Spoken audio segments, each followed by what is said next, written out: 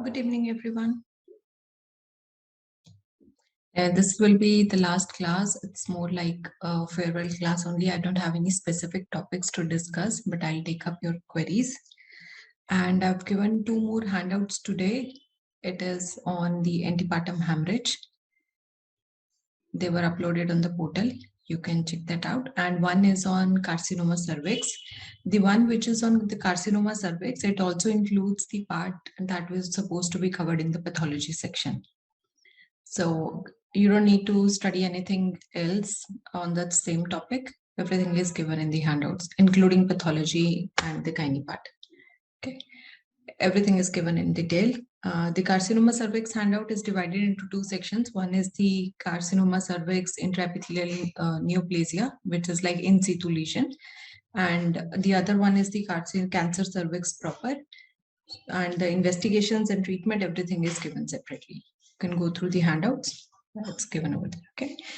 Now, I'll just take up your queries, whatever you have.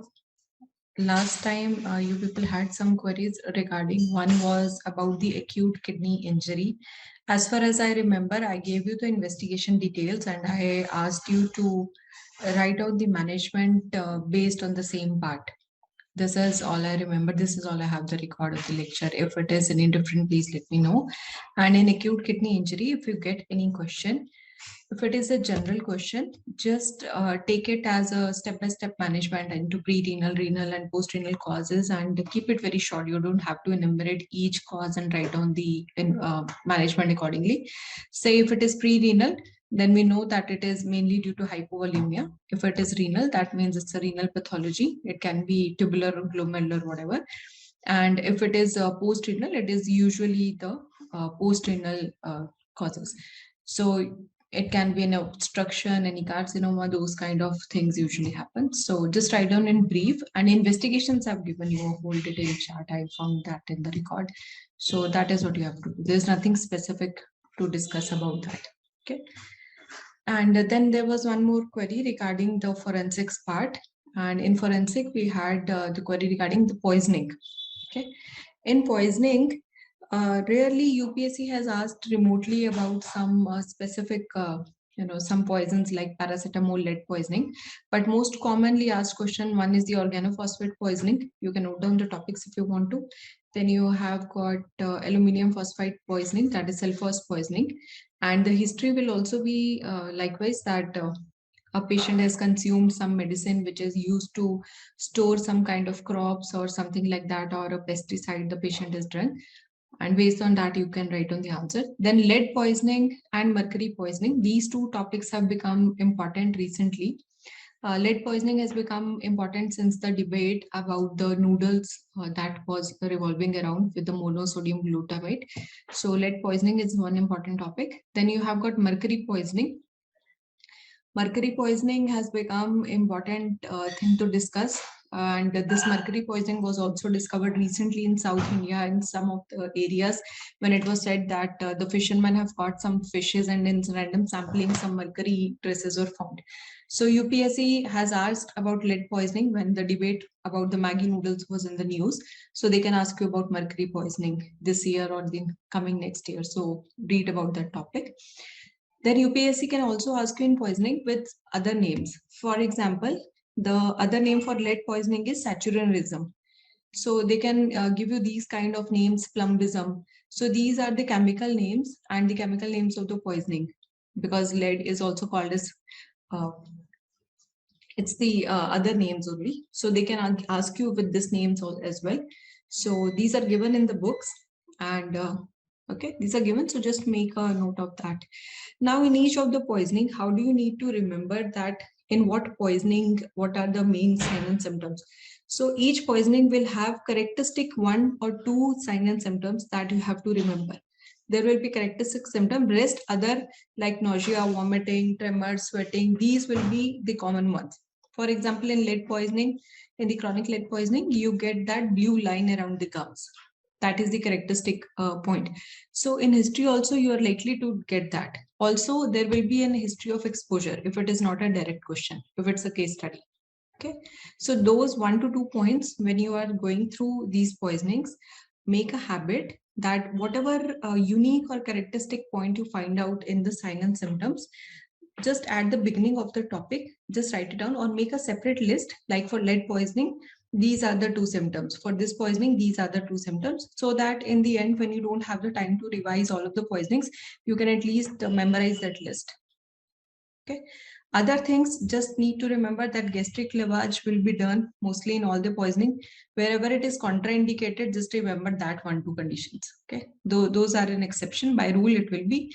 And antidotes, the name of the antidotes, dosage is not very important, but a name of the antidotes of the specific poisonings. Okay. Then most commonly they have asked about these two, and then lead poisoning, mercury poisoning, you have paracetamol poisoning, drug overdose can be there. Then there can be dhatura poisoning and snake bite. These are the important topics they are likely to ask. Okay, this much. Then a girl was asking a question on the injuries part, that what kind of questions, there are so many types of injuries. So they have asked anything randomly in the injuries part. So there's nothing specific that I can pinpoint that this is more important, but more or less they have asked us superficial questions only. In the forensic section, apart from that hanging and drowning, they have not gone into lots of details in any other section. So keep it superficial. You don't have to go into dive deeply into things. And if possible, just memorize around say 100 to 150 words on each topic. That's it. You don't need to mug up everything, just 100 to 150 words, because there will be 10 to 15 marks question, 10 marks mostly. You should be able to attend that. That's it. Okay. Then there was another query regarding biochemistry part. Biochemistry, you have got RFLP and RT-PCR in the techniques, and there is one radioimmunoassay. Radioimmunoassay we have already covered. These two techniques, I'll give you notes for that. Okay, I'll give you the handouts. Then another thing you have is the vitamin and minerals.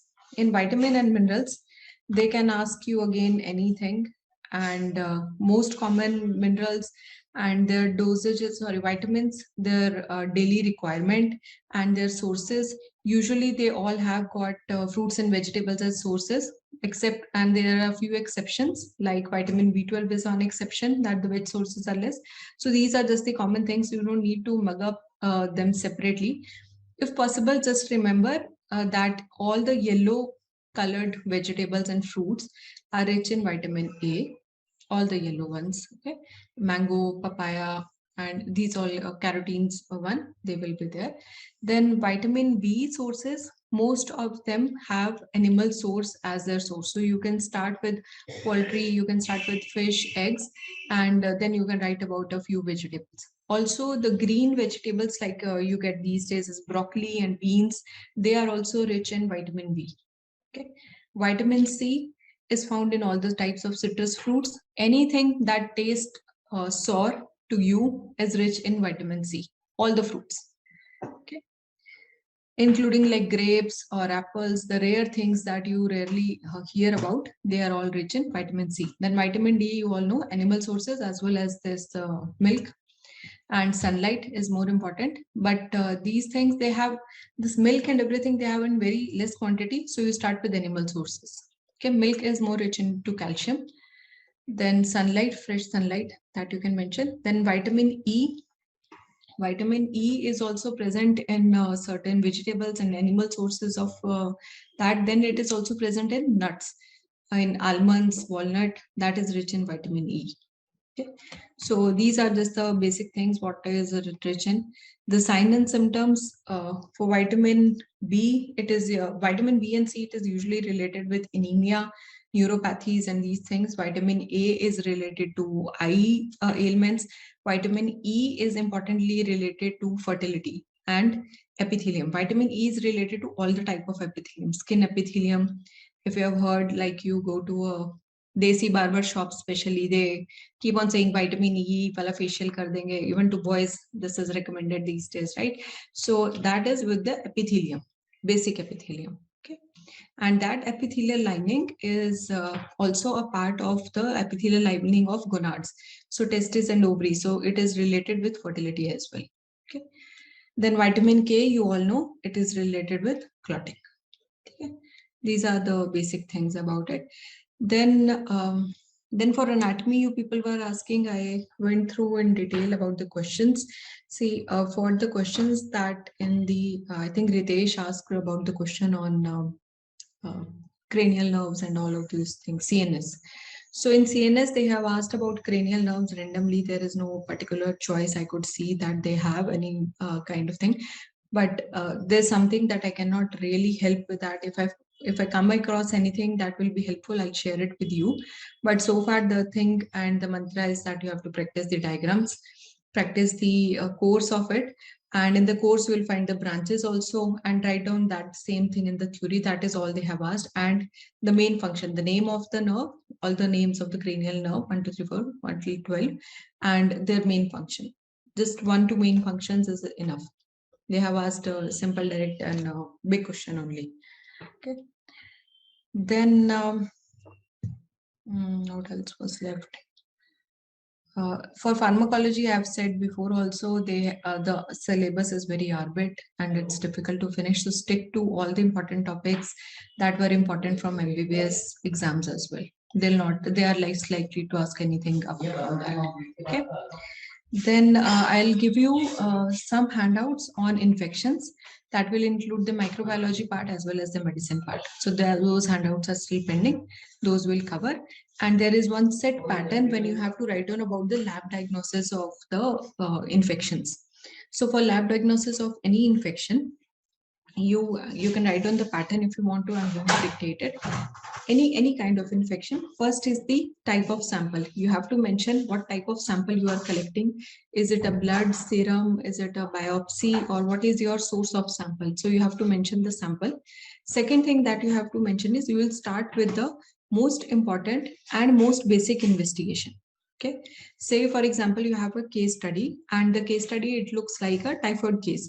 Then you have to look at the history of how many days have been passed. So what test will be positive, because it's according to the weeks that have passed, the test will be positive according to that. So you'll start with the important investigation first. Then otherwise, if they have not mentioned any case study and you just have to write down a simple answer, say they ask about typhoid only, and take the example, say they say lab diagnosis of typhoid is the question. So in that case, you'll write down about the sample that you have collected. Then you will start with the blood investigation, the basic blood investigation first. Then you will write down about the urine investigations just in general. Then you will talk about the specific investigations. Okay. But if it comes as an emergency case or something, then you will start with the most important investigation, just the same pattern as you follow in medicine. I'll give you the pattern, but I'm just discussing it with you. I'll also give you the lab diagnosis of important infections. Okay. Then we are also left with one important topic, that is meningitis or meningoencephalitis. I'll give you handouts for that as well. And PSM also, I'll give you handouts on few important topics, the ones that have been frequently asked, like almost every year, the questions that have been asked on, that I'll give you. Okay. And anything else you have from your end, any of your queries, I would like to take that for now. And occasion inflammation, in chronic inflammation, we have actually covered with the granulomatous inflammation. And apart from that, you have got fibrosis. It is just divided into steps. You will go through it. It's simple. But otherwise, in inflammation, you have to study about the mediators, the name of the mediators. And then you have got phagocytosis. That is one important topic.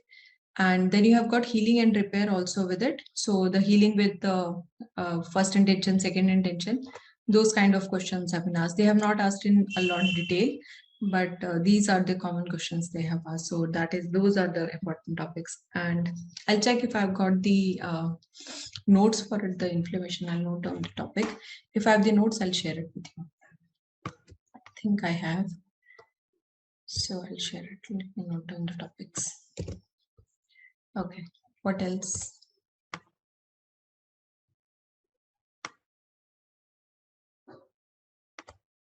Okay, medicine part we have covered mostly. Pathology is mostly done apart from this basic inflammation chapter. It is all done.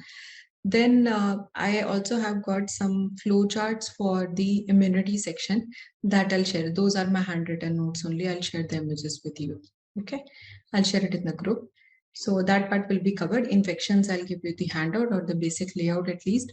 So that will be done. Medicine part is mostly done. Then surgery is also almost done. There are only very few basic, very small and unimportant topics only left in that part.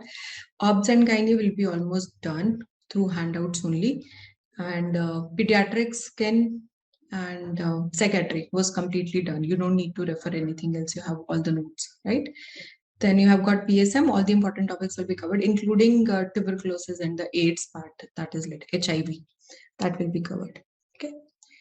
Anything else if you people have? I've told you what all will be covered. What will be left is mostly paper one only. So anything else you have, any other query? And that too in paper one, basically anatomy physiology only. The rest of the things we have at least touched something. Anything else? Any queries you people have? And you're free to submit your case studies. I know there are still many pending for evaluation. And I'll be free. I'll be giving you, and don't worry about the handouts. They might be coming a little lazily now because I'm not in a very hurry, but we'll give.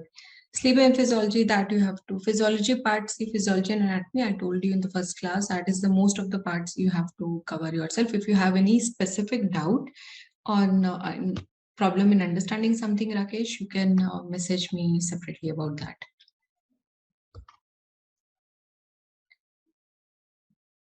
Okay, I guess nobody else has got any issues with anything.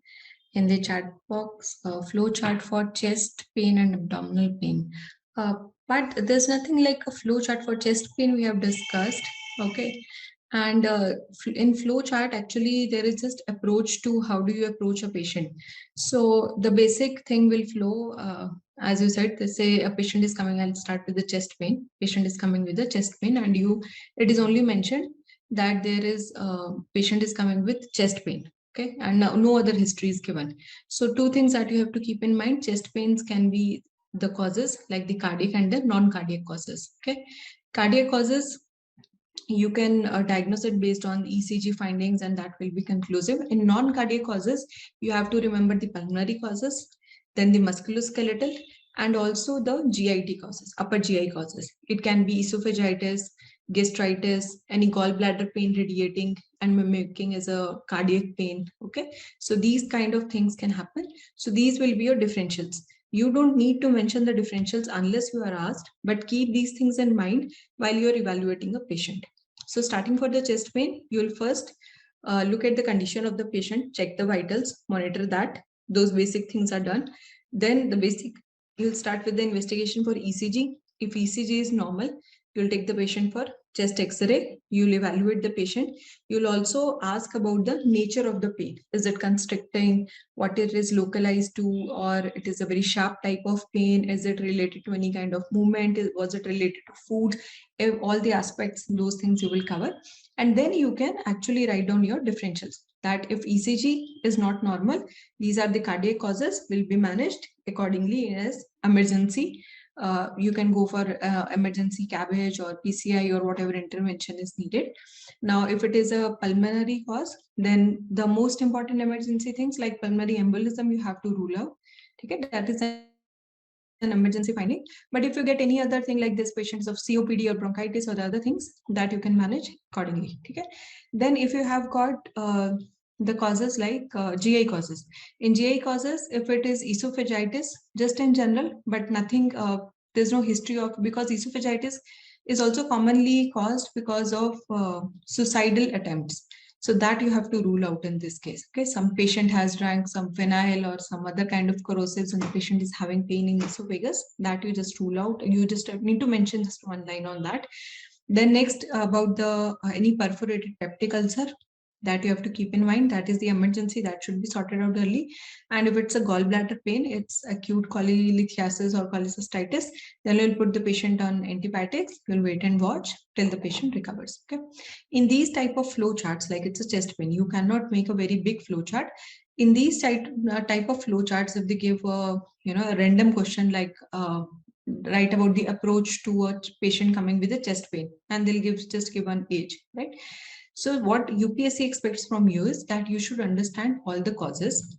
You should evaluate the patients from all the possibilities that can be causing this particular symptom. Okay. That is what they do not need to understand how are you going to treat all of these, but they are just looking for the causes that you know. They just want to understand that you are aware of all the differentials. Okay. Same goes with the pain abdomen. Pain abdomen also you will mention about in which region it is happening. We divide the abdomen into 9 parts, right? Based on that, you can divide it. Then for pain abdomen, your basic investigations, apart from the examination and the nature of pain and everything, we'll start with ultrasonography. First line investigation, ultrasonography. If you do not find anything, if there's no history, if it is relative, you feel like it, then you can go for endoscopy or colonoscopy based on the pain, where it is localized, any previous history, any kind of other thing. And also in this, peritonitis is one emergency thing. Appendicitis is one emergency. These emergency things you will just manage immediately. These are the surgical interventions might be needed. But for all the other things, say the patient is of tuberculosis or enlarged lymph nodes or some carcinoma or anything, then you can plan the treatment. You simply write down, you'll plan the treatment with further investigation. But the important thing, remember, any question that comes as an open-ended question, they just want to understand that you understand the nature of the symptom, and you also understand that what if the symptom is present, what all causes can be there. Okay, that is all they want to know in these questions. Even if it is for 15 marks, even if it is for 20 marks, if there is no other history given, no specific pinpoint diagnosis is mentioned, they are not expecting detailed treatment for you. Okay, stabilize the patient and evaluate the differentials. That's it. No need to mention them, but just keep evaluating them. Okay, I'll find the flowcharts. You'll find them easily on Google. There are a number of flowcharts. Approach to, just write down approach to chest pain, approach to abdominal pain, the multiple flowcharts and numbers. Okay. Okay, then Rakesh is again writing problem in understanding sleep and physiology. See, physiology and CNS part, there will be problems in understanding. I'll see how can I help you, but to be honest, even these are very difficult. I won't say difficult to understand, but difficult to teach also, because they're really boring, and I'm absolutely not interested in teaching these topics. I never do teach them. And these are the topics like anatomy, physiology, and pharmacology is the reason I never go for a full-fledged course also, because I don't find them interesting at all. But I'll see. Okay, just remind me in between. After I'm done with sending you flowcharts, you still have time till after prelims, and I'll see what I can do for this part. Okay. Anything else?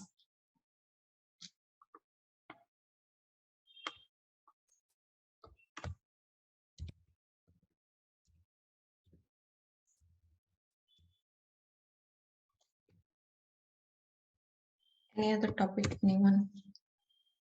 Okay, for obs and gynae also, one thing, UPSC has not asked about the detailed questions apart from the hemorrhage in pregnancy. Hemorrhage in pregnancy is like their favorite topic. They have asked like almost every year, either the hemorrhage in early pregnancy or the antepartum hemorrhage. They have asked a lot of questions on these two topics. That is, I've given you the handouts for these. So if you don't get time to go into deep discussion about any other topic, just finish these topics. Okay. All right. Just at least cover these one topics. And for gynae part, the least important topics, if you ask me, fibroid has been asked very less number of times. Prolapse has been asked only once or twice, only in last 10 to 15 years. So that is the least asked topic. Then in infertility also, they have just asked about some ART or some standard techniques, but superficial questions only, nothing in detail. Okay. Contraceptives is somehow their favorite topic, and they can ask you age-based contraceptives. Okay. So say if they are asking about a teenage contraception, they can put that question also, because it is gaining importance in the government programs as well. So for their first contraception will always be a barrier contraceptive, because it also prevents the STDs apart from giving the contraception. And that is very important in a young couple because of the risk of carcinoma cervix or HPV infections. So that will always be your choice. Then also it does not alter with any hormonal mechanism at that tender age, so that stays as the choice. Then second, you can will go with IUCDs, and third one you can go for with the OCPs. Okay. Now, if they give you a history of a female who has just undergone, say, first child, so what will be your advice to them? Again, you go with barrier contraceptive, IUCDs, and then last one is the OCP. And OCP based on the lactation. First 6 months will be different, and after 6 months, she can switch simply to OCPs if she is not interested for other things. Okay. Now, if the patient has got 2 kids, irrespective of the gender of the kids, even if they mention it, you have to advise the patient to go for sterilization techniques, tubectomy or vasectomy. Okay. You can advise patient, you can counsel patient, that will be your first choice. Then your second choice will be again the same, these things will flow. OCPs, always keep them the OCPs and the third number if IUCD is not contraindicated for any reason. Okay. Because the OCPs, they have got the hormones that alter with the endometrial maturity, and they also predispose the females to endometrial hyperplasia and carcinomas. So OCPs are always the later choice. First is the barrier contraception only. Okay. And just remember, I've seen this mistake happening very commonly. Say they say ki a patient has got one child, and the patient is not interested in having any more children. So what will be your advice? This can be a trick question. You do not talk about the sterilization technique, because sterilization technique, according to Government of India, you cannot do in a couple who has got just one child so far. Okay. So till now, if a couple does not have 2 children, you cannot advise the couple to go for sterilization techniques. So even if it is like your fourth or fifth choice, do not mention in the answer if the couple has just one child. Even if the couple is not interested in second child, a doctor legally cannot go for the sterilization techniques. So do remember, do not need to mention about it. Okay. Now, what type of OCPs and other things, I've given you the notes. You can choose any of those. Implants and other things you can write down. Those are just the alternatives. Okay. Then infertility, Rakesh. In infertility, I've just told you that nothing very specific. They have just asked about the causes, and actually I skipped infertility because the flow charts are given very nicely in SHAWS. It is given, the causes are given separately, everything is given nicely and in short only. Just keep it as short as possible. Premature ovarian insufficiency. See, let me tell you one thing. Each topic is difficult. It gets really difficult to discuss. Okay. So some things you need to do it yourself. If you still have any problem, first read them and then come to me. Come with a question, proper question, and then I'll let you. Okay, because that way there will be no end. It will take me like 2 years to complete the course because the syllabus is so vast, right? So I'm just trying to tell you that what all things we need to cover. Each topic gets very difficult. Spoon feeding is definitely not recommended. All right. And Rakesh is also one of the students who get scolding a lot. So don't mind about it. It is only going to make you better. You work hard, I know, and I really want you to succeed. Okay, so I guess that is all. I don't see anybody else having any large queries. In pharma, we can mostly do, no, don't stick with the previous year questions. Previous year questions of your MBBS exam. Okay, people who are going to make the pharmacology paper are usually the people who are teaching in a medical college. Okay, you should always understand one thing: anatomy, physiology, biochemistry, then pharmacology and forensic. Whosoever is setting these papers are teaching in medical colleges, and you will always find the impression of the questions in their questions that are being asked in UPSC. But for all the other subjects, starting from pathology, because that also covers a little clinical part, those people who set the paper are not necessarily teaching in a medical college. Okay. This is the one thing you should know. There is nothing like, it's not a rocket science. And that reflection you will also see in the questions. They will be more clinical oriented. They will be more case study based. Okay. But these teachers, these doctors who are only working in medical college will always have the questions based on that. You go through UPSC previous year questions, you go through all your MBBS important topics, there will be huge overlap.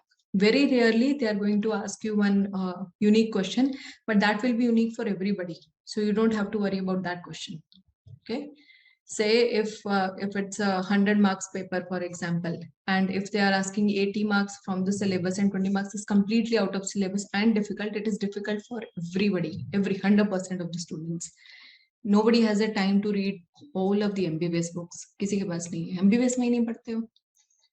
Nobody completes the syllabus in MBBS. We don't read the full books in the MBBS time. So how are you going to read them now? So don't worry about those topics. Just concept, and you have this thing in mind. Those teachers are always from medical colleges. They always ask questions, whatever was important in your MBBS time. So stick to that.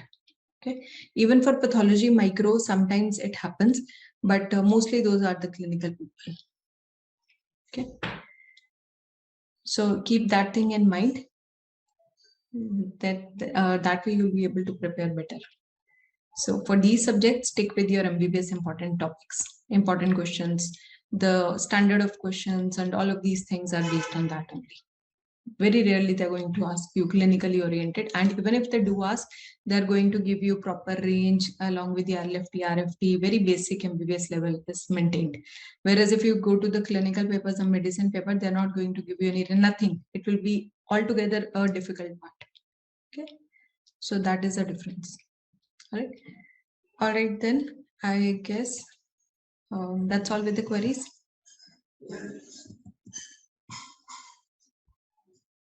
Some typical questions are asked every year. Can they repeat again? Yeah, they can repeat again. They're not going to ask me if they want to repeat it or not. So, see, previous year questions you have to do, but all I'm saying, do not stick to the previous year questions. Okay, for these subjects, stick to your MBBS questions. That we will be covering all the previous year questions, but they can ask anything. Of course, they can. Even in prelims, they keep on repeating the questions. So they can ask you. Okay.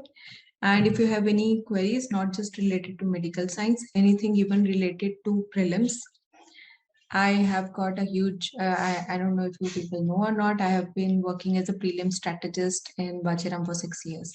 So even if you have any queries on prelims tricks, how to answer difficult MCQs, how to rule out the options and other things, if you people want, I can give you one complimentary session from that also. Okay, we can have it in April end. Till then, study something and we can have it even then. All right, it's been 6 years. I've been making guesses for what type of questions they can ask, what type of paper it comes, and all of these things. And mostly it has been turned out to be true, like 70% paper comes from that. So not bragging, but just saying I do observe, I like prelims more than mains. So if you want, we can have a session on that as well. Okay, prelims part I was covering till now, and we can have. All right. Okay, then I am leaving my personal number in the chat box for your conversation, because Telegram sometimes doesn't send the notification. But do not please disturb in the odd hours. Leave a message, and even if you want to talk, if you want to talk on the call one-to-one, just leave a message. I'll let you know at what time we can talk. Okay, and gather all your queries when we have the call. Like even if you have like say 10 queries, gather them in one call itself. Right? How many papers should we have to solve in April? First and the most important thing, last 5 years previous year question papers for prelims we are talking, just covered them. Last 5 years, no need to go beyond that. Last 5 years is that's it. Then another important thing is the current affairs. Do not stick to with the current affairs of just 2022 and 23. Start from 2021 at least. Okay, I know you might not be having enough time for that, going into detail, but at least the important things that were in news. They're not going to ask you random questions. The random things that they ask, that which state is famous for the route bridges and these bridges, trivia questions, what they ask, that they're going to ask you in the recent times. And that will be like one image that has come in Hindu somewhere. The Hindu is their favorite for the trivia. But for other important topics, like any important scheme has come, any important convention has taken place at global, but important one, not like everyday conventions are taking place, you can actually start with 21, from 21. Okay, that is my advice if you have time for that. And if you don't, then you don't have a choice. तो जो पढ़ लिया वही अच्छा है, ठीक है? And try to solve at least half a paper per day in say first half of April, and then start with at least one paper in the second half, 1 to 2 papers, and that's it. And don't get too disheartened even if you are getting less marks. It doesn't matter what marks you are getting here. So sometimes there are students who are getting very good marks in the prelims test series, and we also expect them to do well, but they're not able to do well in exam. So there's some kind of overconfidence that develops, and also the UPSC paper is really unpredictable. You don't know what questions are going to come. So if the luck is with you, whatever you have studied will be asked in the exam. So don't worry about that. Okay, just as much you can do. That is totally up to you. There is no criteria. There might be some seniors sitting in Rajendra Nagar, Mukherjee Nagar, telling you like, I was solving full booklet in one day, I was doing this, I was doing that. So it doesn't matter. Okay, it is all your strategy. Prelims is more about just understanding the concepts, the basic concepts, going and linking your static part with your current affair portions. That is all the prelims is about. Baki detailed discussion we can have in the separate session if you want.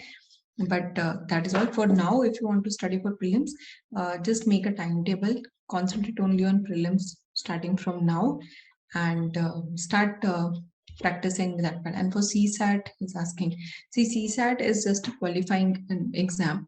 If you're good with the maths part, practice maths question. If you're not good with maths part, practice English part. So you just have to qualify. And for qualifying, don't do this thing that you're just going to do the 33% of like say 28 questions you're going to attempt. No, don't do that mistakes. Attempt as many you can. And it is only a qualifying exam, so that you can concentrate in May as well. Okay. Or if you have the time now, from now, if you want to practice, just give like 15-20 minutes. That's it. Okay.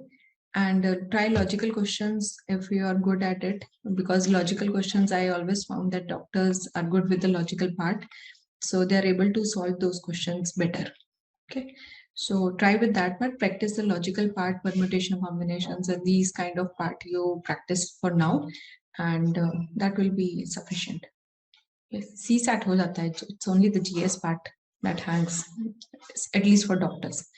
CSAT is not a very big deal. The questions are simple only, right?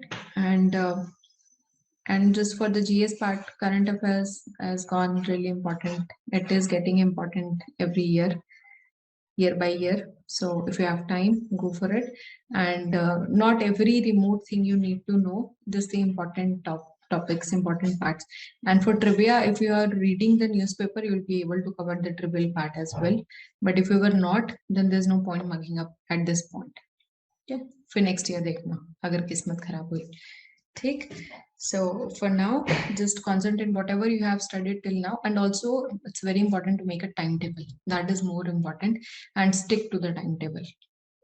Okay, make your timetable, assign your number of days from now. Each minute will be very important. Assign your proper number of days, like you have to finish history in this much part, polity in this much part, and polity Lakshmikant, word to word, first word se last word tak, everything should be in your mind. Polity is one subject where you should not make mistake, not even in one single question, because almost all the questions are from Lakshmikant. All the questions are very easy if you understand polity, and that is one scoring subject. It's like maths of GS, because in environment they can ask you anything from the current affair part that can be missed out. In economics also they can ask you some phenomena, some convention, something that can be linked to current affair that you can miss out. Geography, they have stopped asking a lot of questions, although it was scoring. History, they can ask you anything. If you have studied ancient, they'll ask medieval. If you have studied medieval, they'll ask anything else. So that is more of a luck part. But That's the modern India. They are likely to ask up to 10 questions. Polity, they are likely to ask 10 to 15. So at least those 25 to 30 questions should be correct. Should always be correct. एक भी mistake नहीं होना चाहिए उसमें. So okay, so study smart, divide your portions into your strong areas, keep practicing your strong areas as well. Abhi weaker areas ko you cannot make very strong, but at least some weaker topics of your strong areas that you need to work on. ऐसे नहीं कि you start your altogether a new subject, say you haven't studied medieval history till now and you think okay I'll finish it in 10 days. There's no point. Rather revise something else that you have already studied. Okay, and also in during your day, earmark at least 1 hour, just keep it separate. In that 1 hour, for half an hour, go through the atlas. Just take the atlas in your hand and just keep going through it. What are the lines? Where is the Tropic of Cancer going? Where is this going? What state boundaries attached to what state? What are the neighboring countries, neighboring water bodies? Okay, then the Middle East part. Now the Ukraine-Russia war was there. So that section of the world map is also very important. What all was happening there. Okay. So those things, just take the atlas and keep reading it every day.